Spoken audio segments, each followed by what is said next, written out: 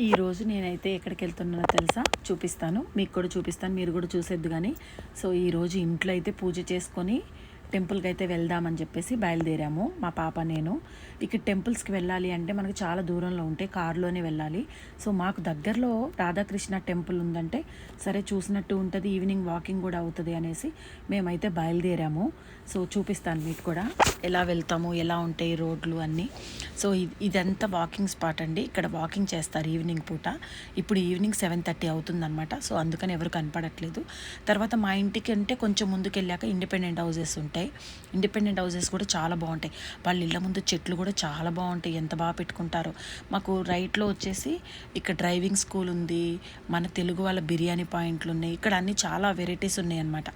చాలా ఉన్నాయి, షాపులు చూసుకుంటూ వెళ్ళినట్టు ఉంటుందని మేము టెంపుల్కి బయలుదేరాము. సో ముందుకు వచ్చాక సిగ్నల్స్ ఉంటుంది. సిగ్నల్స్ దగ్గర ఏంటంటే మనం అక్కడ ఆగాలి. ఆగి అక్కడ ఒక బటన్ ఉంటుంది, అది నొక్కామంటే మనకి వైట్ కలర్లో వస్తుంది అనమాట. అప్పుడే మనం వెళ్ళాలన్నమాట. సో మేము అలా రోడ్డు దాటైతే వచ్చాము. ఇదే మందిర్ అనమాట. సో మందిర్కి అయితే దగ్గరలోకి వచ్చాము, మాకు తెలియక చుట్టూ తిరిగి వచ్చాము, షార్ట్కట్లోనే ఉంది. సో మేము మందిర్ లోపలికి వచ్చేసరికి లోపల వీడియో తీయలేదు. ఇక్కడ ఏంటంటే రాధాకృష్ణ స్వామి వారిని ఇక్కడ పెట్టి వీళ్ళు భజనలు పూజలు అలాంటివన్నీ చేస్తూ ఉంటారనమాట. సో మా అదృష్టం ఏంటంటే మేము వెళ్ళిన రోజు స్వామీజీ గారు వచ్చారంట, అందుకని అక్కడ భోజనాలు కూడా పెట్టారు.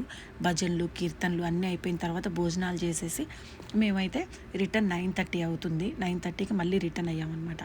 సో మా ఇంటి దగ్గర నుంచి టెంపుల్కి 1/2 మైల్ ఉంటుంది అనమాట. 1/2 మైల్ ఉంటుంది అనమాట.